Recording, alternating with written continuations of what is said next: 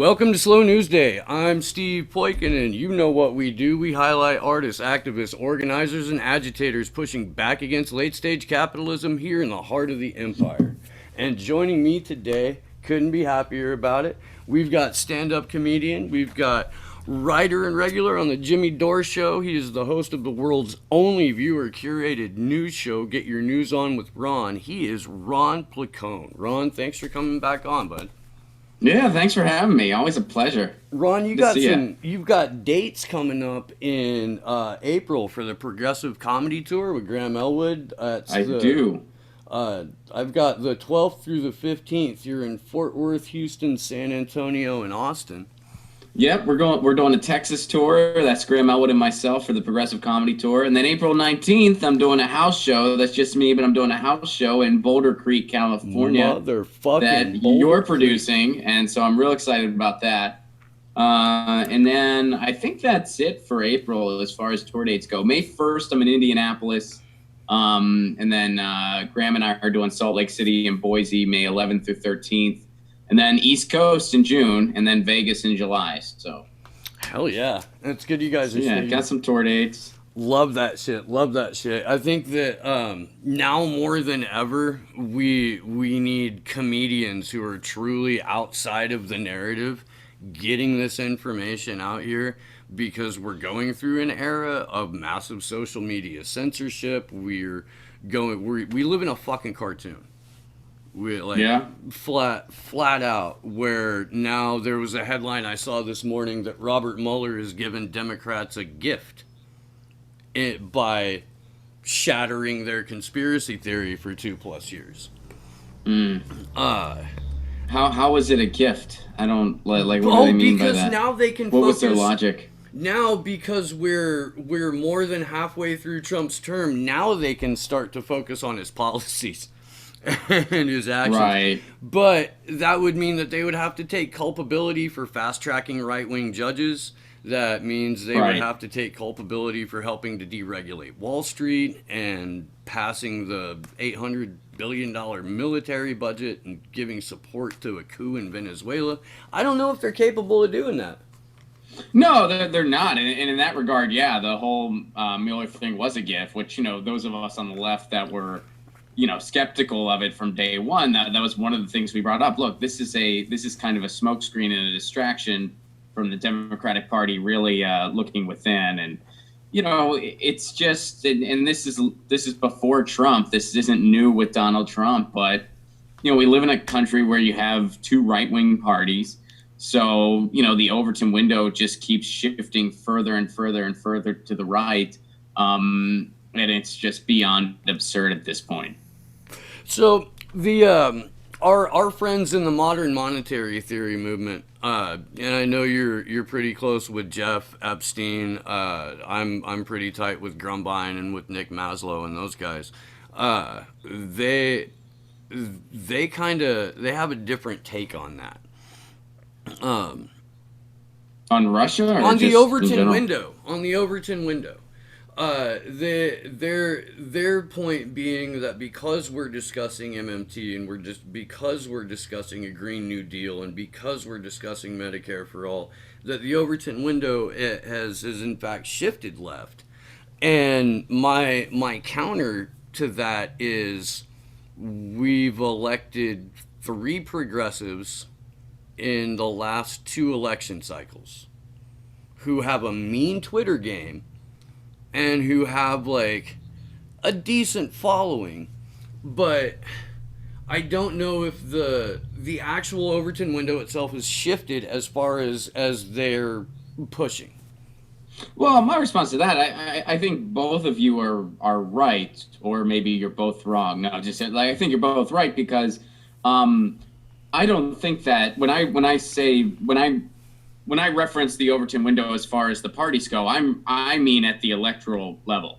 Yeah. I don't mean amidst we the people. So my response to that would be like, yeah, I think you're right. Amidst we the people, we are shifting further to the left. People are, more open to populist ideas than they have been in a long time, despite the media trying to stifle it at every opportunity. But electorally, that's not reflected. I say if I honestly believed that what we have in electoral politics really reflects the people that lived in this country, I'd be terrified to leave my freaking apartment. It doesn't. It really doesn't.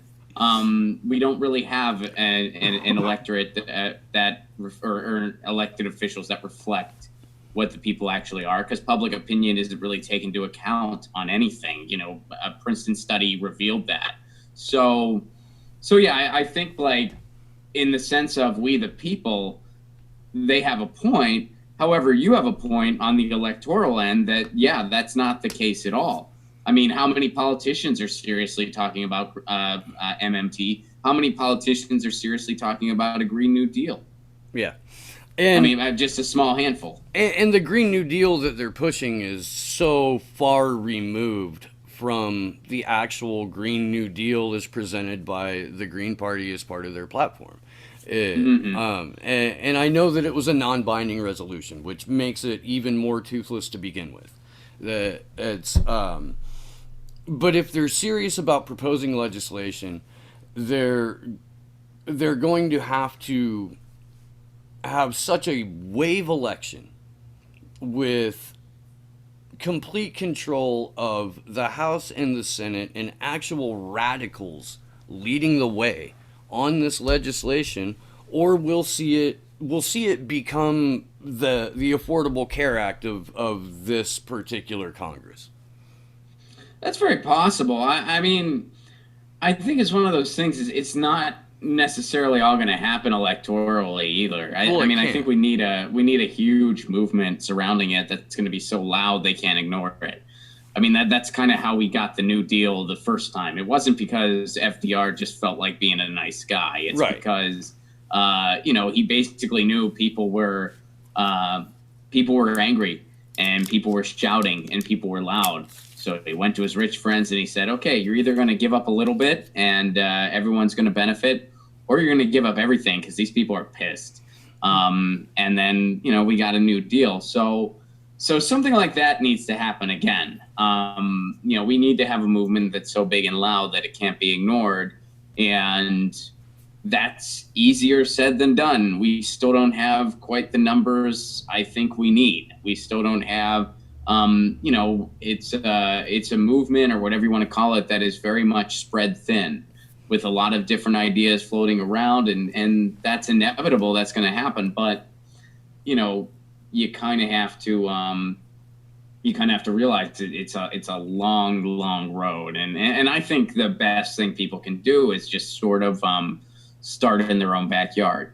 I mean, when you see what happens when organized progressive alliances are formed in different communities and municipalities, amazing things can happen. And it's just built from the ground up. I mean, look what Gail McLaughlin did in Richmond, California, which isn't that far from you, I believe. Mm-hmm. She just formed an alliance. They told Chevron to get packing. And she just did that in her community. It involved activists. It involved cause-based initiatives. It involved people running for office. It involved all that stuff. I'm trying to do something similar here in Pasadena. Yeah. My cause is municipal broadband internet. But I'm trying to, get some people organized where it's like, okay, you're going to go for city council. We're going to work on this issue. We're going to, and kind of have a progressive alliance in the community, which, again, way easier said than done. But I think that needs to happen all around the country. So I don't know. I don't even know if you're aware of this or not, but this very weekend, Gail McLaughlin is having a conference. She formed an organization called the California Progressive Alliance. Lauren Steiner is a part of it, and this is their inaugural conference this coming up weekend. I was not aware of that, actually. I wish I would have been. Where's it at? God damn it. So I had Lauren on a few months ago, and she told me all about it, and a lot has happened between now and then. Okay. Well, I'm glad to hear that. I mean, I like Lauren a lot. I like Gail a lot. They're both great at what they do, and so yeah, I'm stoked to hear that, and I think Gail has really set a good ground map for people. And she's a fantastic progressive leader. So. I guess the goal is a people's lobby. is what they're trying to organize around, and I'm all for that. And you're 100% right. None of this shit happens unless there's people in the street making noise about it. No, Oh, absolutely, and yeah, people have various different takes on what's that's going to look like exactly. It's one of the reasons I like what Nick Brana is up to. I like the fact that he's really trying to mobilize labor. I think that's incredibly smart, the way he's doing that. But that's a huge mountain to climb, and he's made some strides in climbing it, which is really good. But I see stuff like that, and I know that's the direction that we need to go in. And then electoral politics will follow to some degree. We tried to get Bernie to just straight up start a new party. I think if he would have done that, we'd be having a different conversation right now. He said no for whatever reason. I don't know exactly why he said no, but he said no. And pretty much every other heavy hitter has also said no. I think in many ways that could have given us a shortcut. Yeah. It could have maybe helped things get to where they need to be a little bit quicker. But, that's not happening anytime real soon. So we just got to do it movement first and then see how electoral politics follows. It may follow in the form of a new party. It may follow in the form of Green entering or Dem entering. I don't know exactly. I would like just a brand new party personally. That's how I would like to see it unfold personally. I don't know if it's going to happen that way. That's just me being realistic. But the one thing I do know is that a big social movement needs to be behind however this unfolds on the electoral level. Without that, we don't have a chance. I couldn't agree more.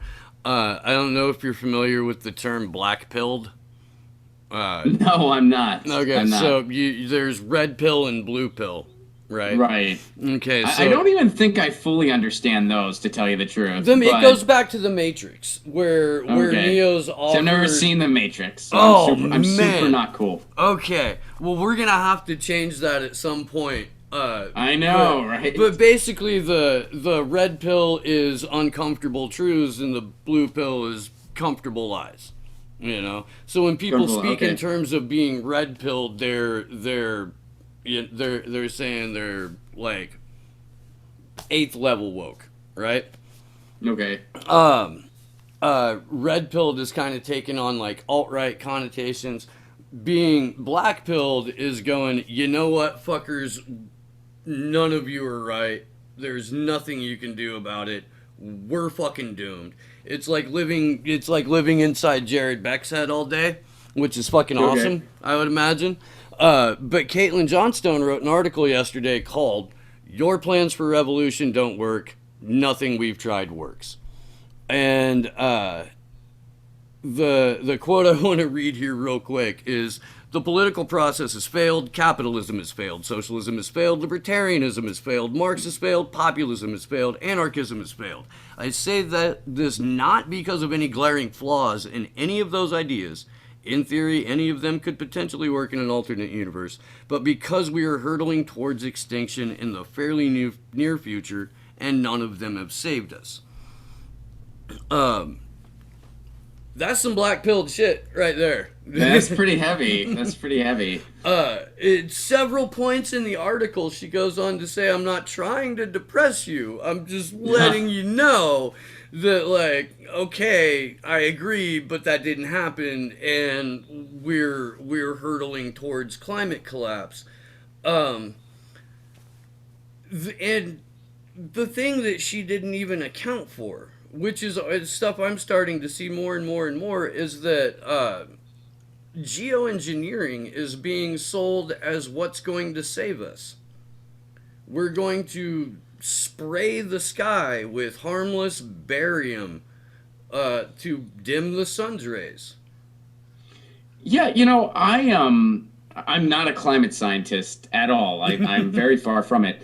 But the most recent thing I've read that I've like thoroughly looked at is that paper that was getting all the publicity, Deep Adaptation. Yeah.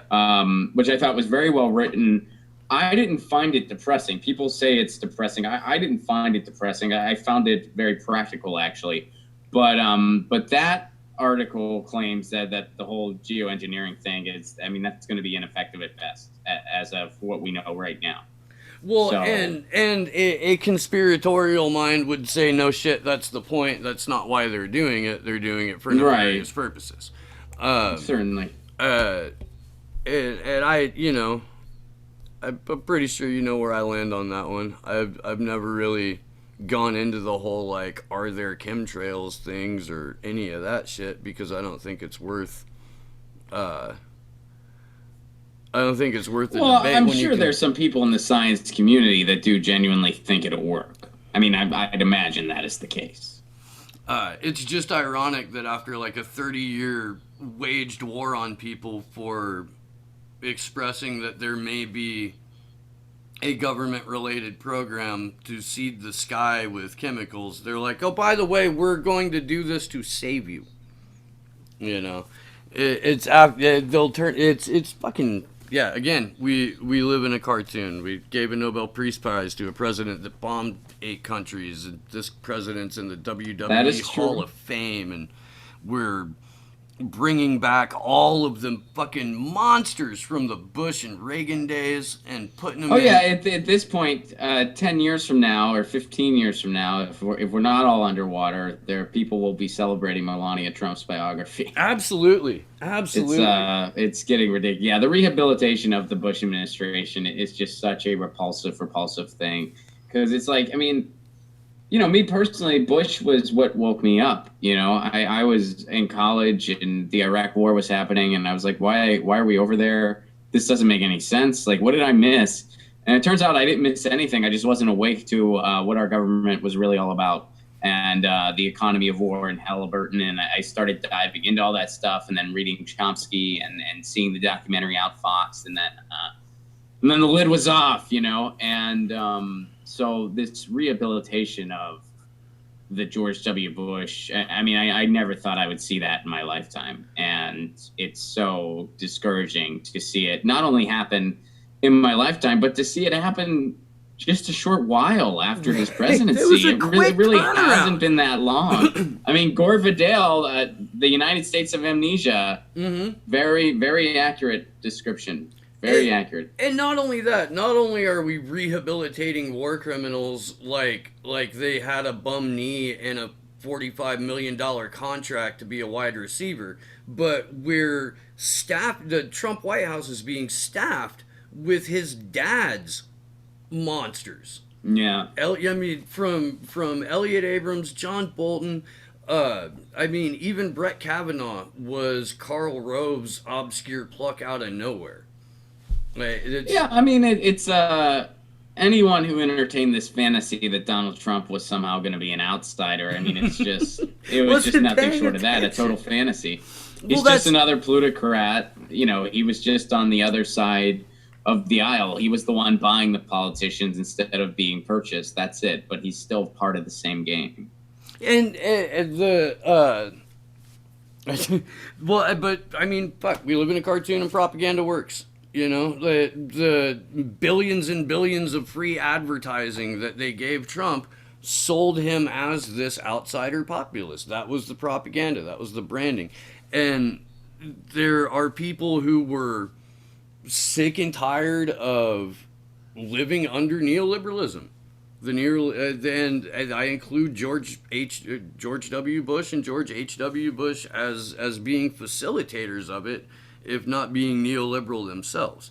No, they certainly are. I mean, yeah, they certainly are.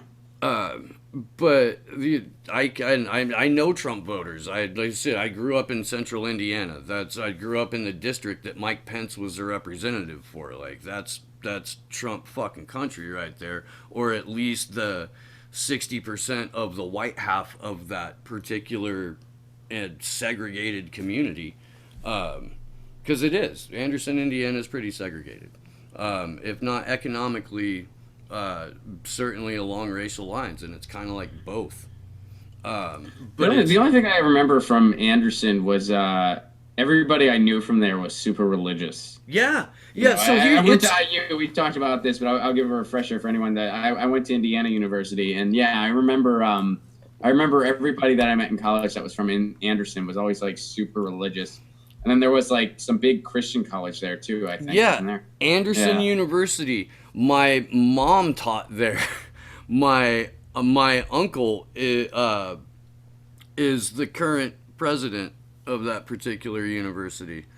Um, I am not a religious man. No, I'm not either. I'm not, but that's this. It's an evangelical community. It's an evangelical college. It's they still don't let the gays in, as far as I know. Wow. And my dad, before he passed, was heavily lobbying my uncle to be like, drop that shit, homie, because it's stupid. Um, but there's a thing there called camp meeting. And this happened the entire time I was growing up. It happens to this day. It is a week-long tent revival on the campus of the university where good-looking Christians from all over the world come to fucking Anderson and set up like in my aunt's backyard. Do they all enjoy a fish show, or like who headlines that? So I swear to Christ, and I don't mean that ironically, I remember growing up, I saw not just Stephen Curtis Chapman, and Amy Grant and Sandy Patty and all the Gaither brothers and all the fucking great religious numbers, but there was a Christian rap band called DC Talk.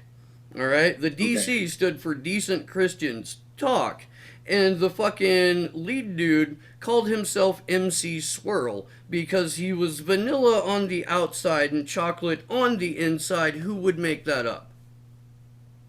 Wow, yeah, that is that's something. You know, I'll be totally honest. I got really into third wave ska and pop punk during my high school years, and there were some pretty good, you know, Christian punk bands and Christian ska bands out there, and they always made it out like they had it harder, but in reality, I felt like they had it a lot easier because a lot of like the music fans and stuff that were just like high school and college kids, they didn't really, if you were Christian, that's, you know, just don't preach to me, like don't be over the top with it, and you know, no problem, you know. And in some of the bands, they would reference it a little bit in their songs, but they had non-Christian fans that, you know, didn't think any less of them. They were just like, yeah, that's your right, believe what you want to believe, that's cool, just, you know, don't hit me over the head with the Bible, we're good, you know. And but then they also had this built-in following that they were guaranteed, of like all the Christian fans, because it's like your music could just be you farting on a snare drum, but some of these like Christian fans, they're just going to be your fans. Absolutely. And then you get to tour the church circuit, which is actually a very lucrative circuit. Yeah. And I've learned that from comedians I know that do it. So yeah, those bands actually had an advantage. there was a now we're getting really niche here. Like, I don't know if this circuit's still around at all. I'd imagine it is. There was a South Park. Years. There was a South Park where Cartman formed a Christian rock band, and his pitch was, "You dumb fucks, there's a built-in audience of 145 million people. If 10% of them buy that record, we've got a fucking platinum album on day one." And like that was the pitch. Like totally right. I mean, there's this well, I can tell a quick story. This was actually when I was at IU. In fact, now that I think about it, the show might have been in Anderson. I don't remember exactly, but it might have been in Anderson. But a band called Anberlin was playing. Anberlin's a Christian punk band. They're a great Christian punk band. I enjoy them. And I like their music a lot. So I wanted to go to this show. And I felt kind of bad because I was friends with one of the guys who was like in this youth group that was going, and they all had free tickets. So I had to fake interest in the group to go to the concert. I'm not proud of this, but I did do it. I was just like, yeah, you know, and I had an easy kind of in because they asked me if I attended church. And I kind of did, not because I was a religious person, but because there was this girl in my in one of my classes that I had a little bit of a crush on, and she told me she was Catholic. I was looking for any point of reference, so I was like, oh, I was raised Catholic too. And I was like, where do you go to church? I've really been trying to find a place. So she told me where she went. So what I would do was I would just wait until the service was over, and then I would like walk in, like pretending like I was there the whole time, and then I would try to find her. One time I did find her. I was just like, yeah, today's sermon was great. And she was like, oh, what part moved you? And I was like, Yeah. The part oh. about And Jesus? I was a teenager. I was a teenager. Don't judge me. But, I'm gonna let you in on a little my, secret. my religious deception got me into this show, too, because they were like, well, do you attend church? And I was like, yeah, I go to this Catholic. And they were like, we don't like Catholic stuff. And I was like, well, I'm looking. I mean, I feel like that might not be the answer. I might be open to your stuff, whatever it's called. And they were like, okay. So anyway, Amberlynn had a great set. But the other thing I was going to mention on that, there's this comedian, and I met him once. He's a funny guy, but he's I guess he's really religious, and he started this video series about it's like humor for people that go to mega churches. Oh wow. Like and it's I watched one of the videos and I was like, I can see how this is funny, but I don't understand any of these jokes. I don't go to mega churches. I don't understand that culture at all. Mm-hmm. So I didn't I understood why they were the jokes and where they were, but I didn't understand the reference. Right. But he headlines these mega churches and he plays these crazy big venues, and he's just this celebrity comic in that world right now. And he might be close to a millionaire when I think about it. And he's not some super famous guy that everybody's heard of by any means, but in that world, he is huge. He is a superstar. Now, and only a couple years ago, he was just on the same college club circuit that I was. Okay. And now, yeah, it's crazy what that guy stumbled upon. Mega church circuit. That's fucking awesome, man. Can I tell you a secret, though, about going to church for girls? It's something. 99% of teenagers in a youth group setting are there to at least try to get to third base. It's or the biblical loophole, which would be fifth base. Oh boy. Yeah, when we did the whole overnight youth group the overnights thing, that was they let us stay in co-ed habitation. Yeah. So what did they expect was going to happen? Of course we played Truth or Dare. What else are you going to do? We played Truth or Dare. I think that, they've got to low-key know. If you look at the history of, how weird the church in general is with, sex and teenagers, it seems like they knew and, it was a game. Catching you was something that they were there for, and you getting away with it was something that you were there for. You like your conspiracies. We don't have to put a stamp on that. I'm just from looking. You're just spitballing. Looking back at being the darkly comedic individual that I have become just by existing, it's at least worth cracking a joke or two about it, if not fully pondering. Ron, I know you gotta go, man. Thank you so much for taking some time with me today, and I cannot wait to have you up on the 19th. Yes. Have people, how can they find out info about the show? Let's let them know. Yeah, absolutely. You can either email Ron or you can email directly at slownewsdaypodcast@gmail.com. slownewsdaypodcast@gmail.com, or you can always get in touch with me too, ronplacone.com. Yeah, I'm stoked, man. I can't wait. It's going to be a lot of fun. I don't know how much time you're going to have when you get here, but there is a Bigfoot museum. Oh, nice. Well, I think the plans are looking like I'm probably going to go up to San Francisco and see my sister for a little bit after. Yeah, that'll be fucking awesome, man. I always like an excuse to go up there, and I'm excited. I've never seen Santa Cruz before, so I'm excited to kind of see it on my way to the mountains and stuff like that. And we were all going to kind of meet up and get a beach house or something, but we kind of waited too long to pull the trigger on that.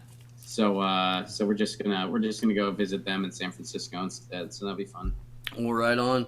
And again, Ron's got dates in Texas in April 12th through 15th, Fort Worth, Houston, San Antonio, and Austin. Tickets are available at ronplacone.com, correct? Yep. All that's right. Correct. Well, shit, that's been Slow News Day. Thanks again, Ron. I am Steve Poikinen, and good luck to us all. Thanks a lot. Bam. Thank you, Ron.